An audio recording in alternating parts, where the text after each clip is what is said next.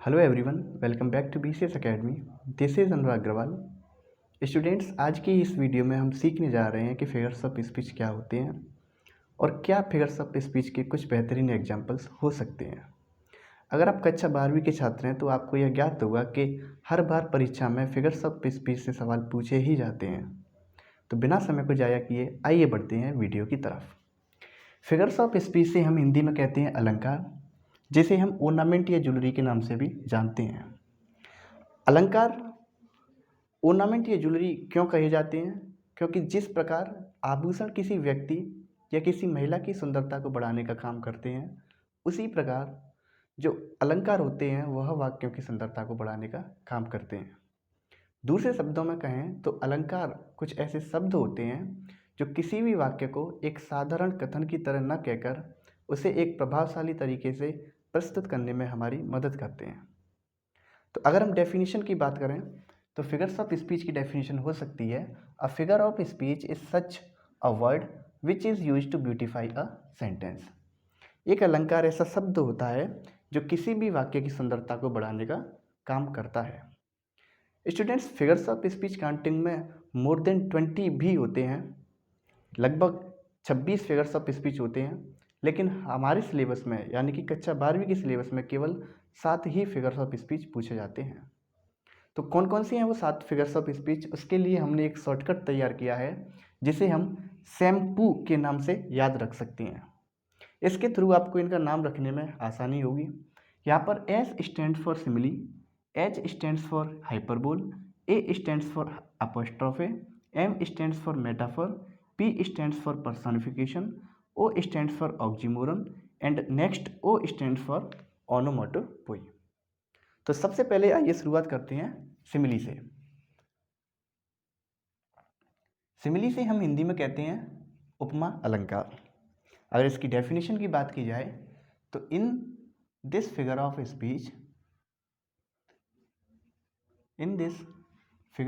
Speech two different objects are compared having at least one quality in common in both of them. Words of comparison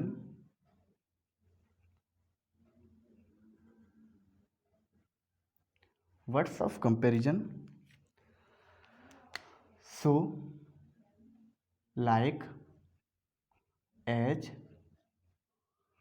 are used. In this figure of speech, two different objects are compared having at least one quality in common in both of them. Words of comparison so like as are used. इस अलंकार में दो अलग अलग वस्तुओं के बीच तुलना की जाती है और वह दोनों ही वस्तुएं कम से कम एक गुण एक समान रखती हैं, यानी कि दोनों ही वस्तुओं में कम से कम एक क्वालिटी ऐसी होनी चाहिए जो सिमिलर हो। और कंपैरिजन के लिए यहाँ पर हम सो, लाइक, एज ऐसे शब्दों का इस्तेमाल करते हैं। तो आइए देखते हैं कुछ एग्जाम्पल्स। पहला एग्जाम्पल है life is as tedious as a twice told tale. जीवन इतना थकाऊ है जिस प्रकार दोबारा सुनाई गई कोई कहानी। जिस प्रकार किसी कहानी को हम दोबारा सुनने पर बहुत थकान फील करते हैं, उसी प्रकार जीवन भी बहुत थकाऊ है। और एग्जाम्पल देखते हैं, life is like a dream. जीवन एक स्वप्न की तरह है। आइए एक एग्जाम्पल और देखते हैं, she is as fresh as dew. वह ओस की तरह तरोताज़ा है, फ्रेश है। आप यहाँ पर देख रहे होंगे कि कंपैरिजन के लिए हम एज लाइक एज का इस्तेमाल कर रहे हैं।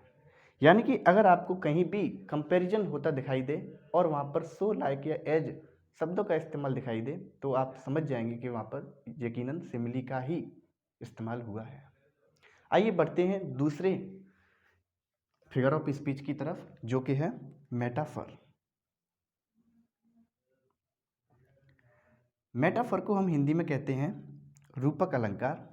अगर इसकी डेफिनेशन की बात की जाए तो a metaphor is an implied simile. एक मेटाफर एक सिमिली ही होता है, लेकिन उसमें कुछ परिवर्तन किया जाता है। सिमिली में हम दो चीज़ों के बीच जब तुलना करते हैं तो उनमें एक क्वालिटी तो समान रखती है, लेकिन कुछ शब्दों का इस्तेमाल भी करते हैं जो उसमें तुलना को दिखाता है। लेकिन इसमें मेटाफर में क्या होगा कि दोनों ही चीज़ों के बीच जिनकी तुलना की जा रही होगी उन्हें एक ही बता दिया जाएगा, या फिर हम कह सकते हैं कि उनके बीच किसी भी तुलना वाले शब्द यानी कि सो लाइक एज का इस्तेमाल नहीं किया जाएगा। तो आइए देखते हैं कुछ एग्जाम्पल्स। जैसे पहला एग्जाम्पल है लाइफ इज़ अ ड्रीम। तो आपने देखा कि पहले वाले जब हमने यही सेंटेंस सिमिली में इस्तेमाल किया तो यहाँ पर लिखा था लाइक, लेकिन यहाँ पर जीवन को ही ड्रीम बता दिया गया है और इसमें कंपैरिजन तो हो रहा है लेकिन किसी शब्द का इस्तेमाल नहीं हुआ है। तो इस केस में हम इसे मेटाफर के नाम से जानेंगे। एक एग्जाम्पल और देखते हैं।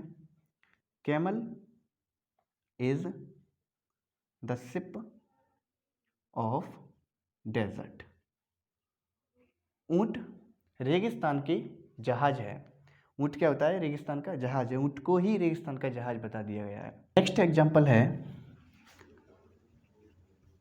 Kalidas is the